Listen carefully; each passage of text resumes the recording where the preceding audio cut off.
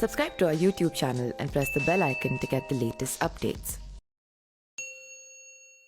इतिहासकार आर्नोल्ड जे टाइनबी ने कहा था, विश्व के इतिहास में अगर किसी देश के इतिहास के साथ सर्वाधिक छेड़छाड़ की गई है तो वह भारत का इतिहास ही है।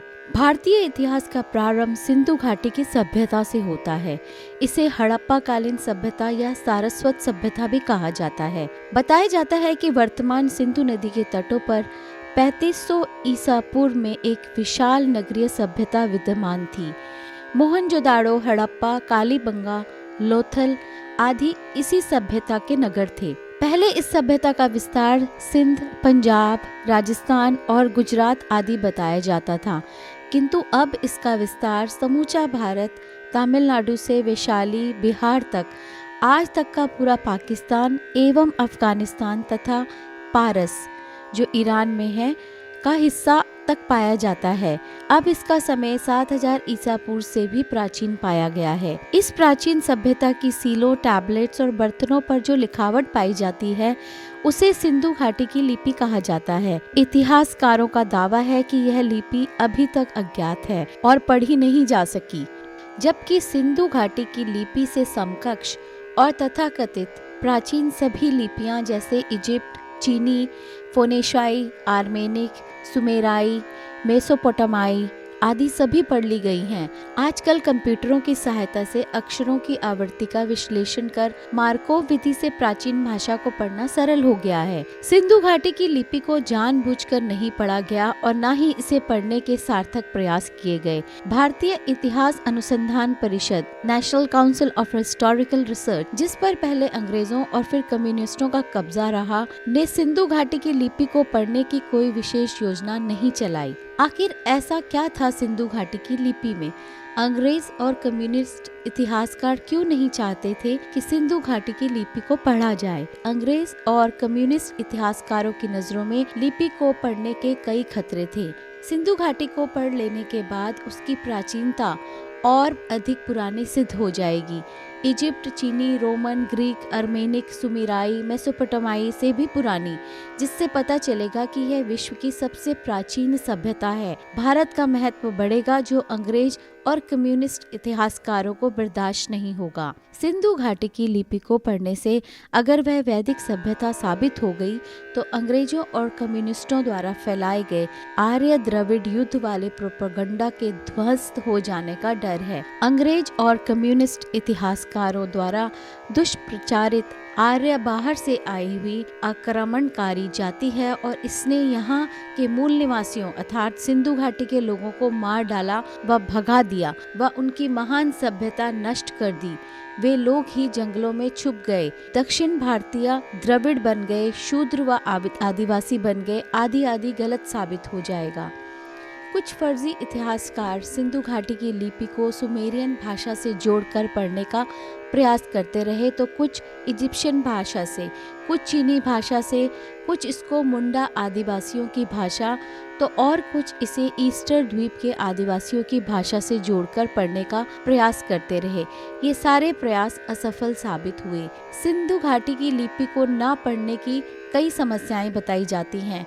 सभी लिपियों में अक्षर कम होते हैं, जैसे अंग्रेजी में 26, देवनागरी में 52, मगर सिंधु घाटी की लिपि में लगभग 400 अक्षर चिन्ह हैं।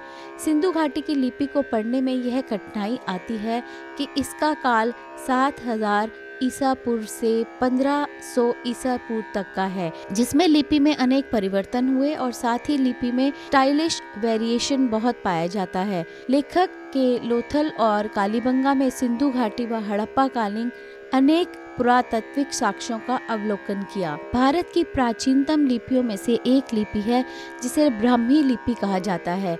इस लिपि से ही भारत की अन्य भाषाओं की लिपियां बनी। यह लिपि वैदिक काल से गुप्त काल तक उत्तर पश्चिमी भारत में प्रयोग की जाती थी। संस्कृत, पाली, प्राकृत व अनेक ग्रंथ ब्राह्मी लिपि में ही प्राप्त होते हैं। सम्राट अशोक ने अपने धर्म का प्रचार प्रसार करने के लिए ब्राह्मी लिपि को अपनाया। सम्राट अशोक के स्तंभ और शिलालेख ब्राह्मी लिपि में लिखे गए और संपूर्ण भारत में लगाए गए। सिंधु घाटी की लिपि और ब्राह्मी लिपि में अनेक आश्चर्यजनक समानताएं हैं। साथ ही ब्राह्मी और तमिल लिपि का भी पारस्परिक संबंध है।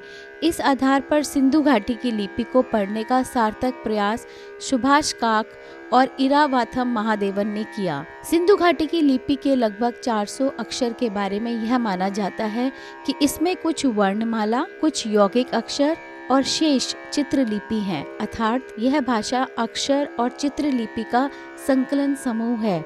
विश्व में कोई भी भाषा इतनी सशक्त और समृद्ध नहीं जितनी सिंधु घाटी की भाषा।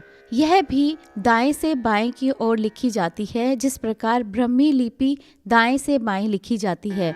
सिंधु घाटी की लिपि के लगभग 3000 टेक्स्ट प्राप्त हैं। इनमें वैसे तो 400 अक्षर चिन्ह हैं, लेकिन 39 अक्षरों का प्रयोग 80% बार हुआ है और ब्राह्मी लिपि में 45 अक्षर हैं।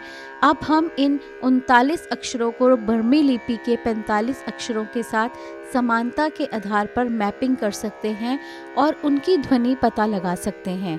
ब्राह्मी लिपि के आधार पर सिंधु घाटी की लिपि पढ़ने पर सभी संस्कृत के शब्द आते हैं, जैसे श्री, अगस्त्य, मृग, हस्ती, वरुण, क्षमा, कामदेव, महादेव, कामधेनु, मूषिका, पग, पंच, मशक, पितृ, अग्नि, सिंधु, पुरम, ग्रह, यज्ञ, मित्र आदि। निष्कर्ष यह है कि सिंधु घाटी की लिपि ब्राह्मी लिपि की पूर्वज लिपि है तथा सिंधु घाटी की लिपि को ब्राह्मी के आधार पर पढ़ा जा सकता है। उस काल में संस्कृत भाषा थी जिसे सिंधु घाटी की लिपि में लिखा गया था। सिंधु घाटी के लोग वैदिक धर्म और संस्कृति मानते थे। वैदिक धर्म अत्यंत प्राचीन है। हिंदू सभ्यता विश्व की सबसे प्राचीन व मूल सभ्यता है। हिंदुओं का मूल निवास सप्त सैंधव प्रदेश सिंधु सरस्वती क्षेत्र था, जिसका विस्तार ईरान से संपूर्ण भारत देश था। वैदिक धर्म को मानने वाले कहीं बाहर से नहीं आए थे और ना ही वे आक्रमणकारी थे। आर्य द्रविड़ जैसी कोई भी दो पृथक जातियां नहीं थी जिसमें परस्पर युद्ध हुआ हो। अभी इस बात की और परतें खुलती रहेंगी। बस पोस्ट शेयर करते रहें और ज्ञानियों की भारत में कमी तो नहीं, कोई तो होगा जो इसका पूर्ण अध्ययन कर हम सभी को बताएगा। यह जानकारी आप तक शैलजा ध्यानी द्वारा पहुंचाई गई।